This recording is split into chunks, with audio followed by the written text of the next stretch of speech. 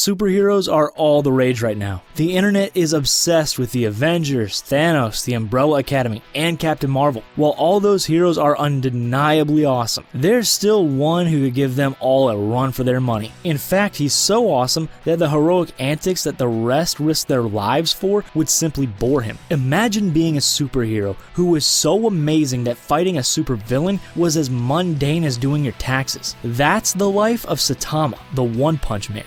The anime is just now in its second season, and it's already considered one of the greatest of all time. Its episodes are filled with some of the most epic anime moments in the last 10 years. Here are the 10 best One Punch Man moments ranked.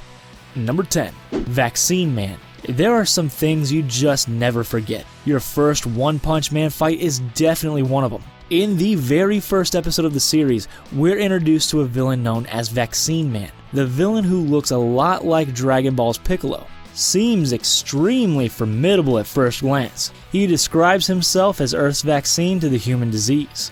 In any other anime, this would be a big fight, the first real challenge of our young hero before he truly knows how to fight.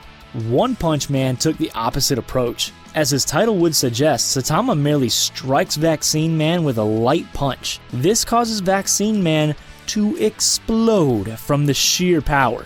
This would also be the moment when any other anime hero would happily cheer as he just saved the world. For Saitama though, this moment was a tragedy. Vaccine Man looked intimidating, but proved himself to be no challenge at all. Saitama wails because he may never find an enemy who could truly fight him as an equal. In that one scene, we learn everything that we need to know about the show and Saitama. What we couldn't have known though is just how great a ride would still be ahead of us. Number 9. Genos and Sonic. The first season of One Punch Man is one of the greatest opening seasons of any anime. Every episode is a masterpiece that perfectly balances parody and high-octane action. That may be why Season 2 is a bit of a disappointment to many. The show is undeniably great still, but it can be very difficult to make lightning strike twice. One of the best moments of Season 2 so far has been the fight between Genos and Sonic. The anime is mostly concerned with the journey of Saitama. Most of the other characters in the show fail to get out of Saitama's shadow.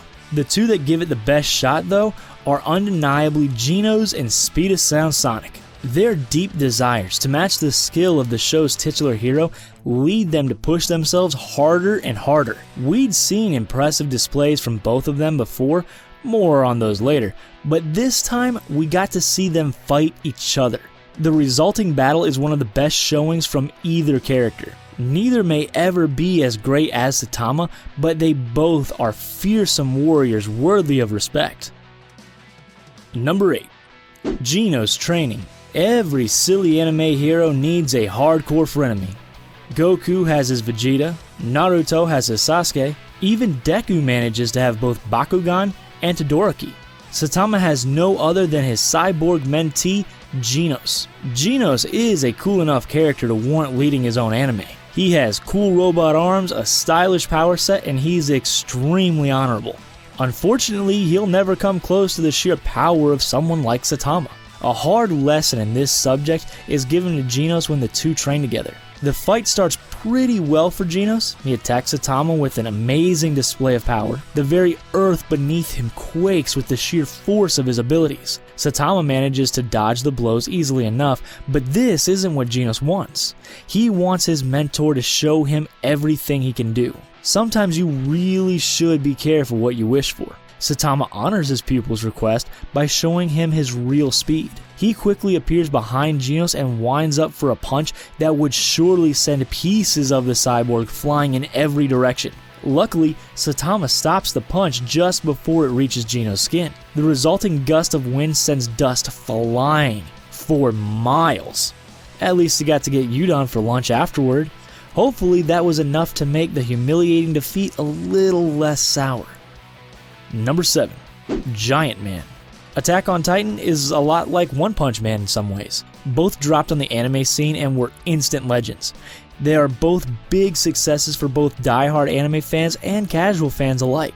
That's why it's so great that One Punch Man featured a hilarious moment parodying it. The Giant Man was one of the earliest villains of the series. He's also one of the least subtle parodies. The look of the character is undeniably modeled after the Colossal Titan.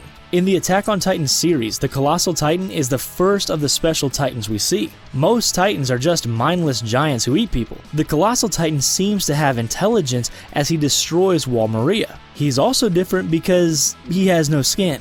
Instead, we see all the gross, red musculature of his body. Giant Man is also a titanic monster with human proportions. He also doesn't have skin, though his visible muscles are much darker than the Colossal Titans. Giant Man does prove himself to be more of a threat though. He's giant even by giant standards. One footfall is enough to level an entire city block. In Attack on Titan, it takes a combined effort of several soldiers just to take down one regular Titan. It basically takes a whole squadron plus Eren's Titan form to take on special Titans like the Colossal. That's why it's such an epic moment when Saitama takes down what is arguably Attack on Titan's greatest threat with no effort. Any fan of both series no doubt lost it when Giant Man collapsed after only a single blow. In a show of great parody moments, this might be the best one. Number 6. Carnage Kabuto.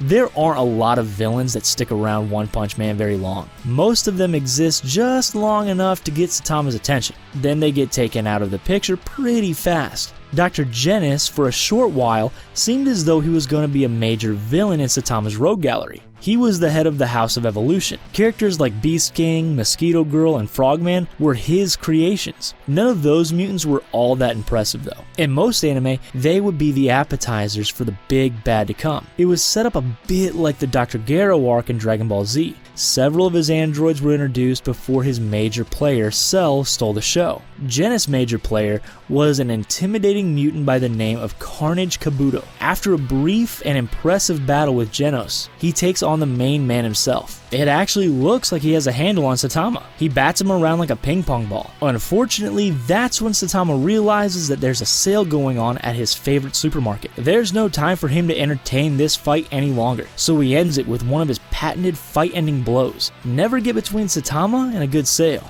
It won't end well. Number 5. Sonic's Challenge. You'd think that after Saitama saved the world 2 or 3 times with just one punch, people would leave him alone.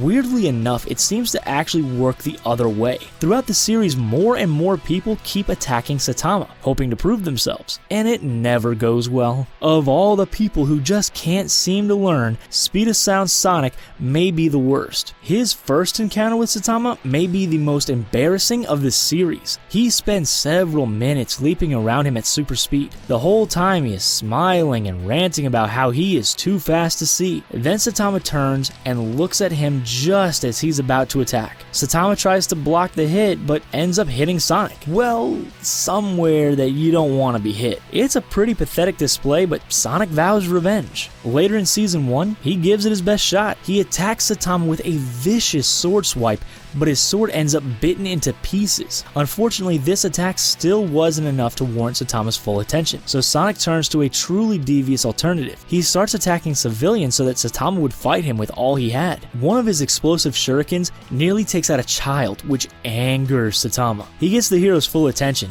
It's just too bad that he could only handle a split second of it. Just as Sonic is going on another rant about how he wants his enemy to attack, Saitama appears behind him. One quick chop to Sonic's back and he goes sprawling into the concrete. There will probably be several more rematches as the series goes on. It's doubtful that Sonic will ever do better or even learn.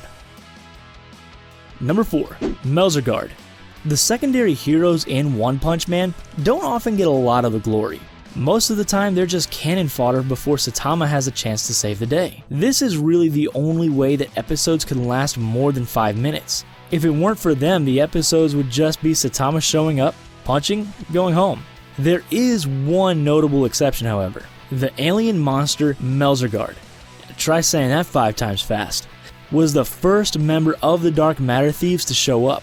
Most villains in the show are some sort of parody of an existing villain. Melser Guard is a pretty unique concept. He's a monster that has 5 heads, each with a different personality.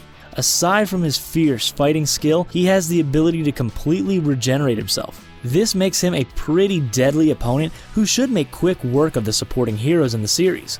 Instead, this time it's a fine showcase for the S-Class heroes to show their worth. Heroes like Atomic Samurai, Metal Bat, Puri Prisoner, and Bang team up to take on the monster. This is one of the most evenly matched battles in the entire series. The team slowly figures out the secret to Mel's regeneration. Just as he finishes up a rant on how inferior humans are, Old Man Bang takes him out before he can heal. It's really a moment where you almost expect to hear the Avengers theme play as the team takes Melser Guard on. Number 3. Deep Sea King. One Punch Man goes through villains faster than Game of Thrones goes through main characters. Sometimes it can be hard for one of them to truly make an impression. After a while, most just run together in a montage of single punch defeats. Deep Sea King is one of the few that really sets himself apart. He's the ruler of a great ocean kingdom eager to conquer the surface world. Boy, does he get a good start on it too. He takes on hero after hero with almost no effort. Even impressive ones like Puri Prisoner and Sonic offer little challenge to him. The one who gives him the best shot is none other than Genos. He seems to be holding his own until Deep Sea King attacks a child. Genos then heroically throws the fight in order to get the child to safety. This is one of the greatest superhero moments in the entire series. The best moment of the story comes when Saitama finally enters the fray. In the back of your mind, you know how the fight's gonna end. But still, Deep Sea King has proven himself to be so formidable that it almost seems as though Saitama has met his match. Except, once again, it was a one-punch KO. Not only did Saitama hit the Deep Sea King hard enough to finish him off, all of the rain stops. Of all the punches in the series, this one might be the best animated.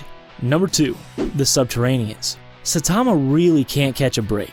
All the guy wants is to be a superhero for fun. What fun is there when no one in the universe can challenge you? That's why it's so understandable that he got excited when he was attacked by a gang of subterranean monsters. Instantly, Saitama realizes that he is in over his head at last. The army overwhelms him, forcing him to fight faster than he's ever fought before. This is really when the series shows off how it can do a super speed DBZ style fight scene. Saitama doesn't have so much as a moment to hesitate as more and more monsters pile on him.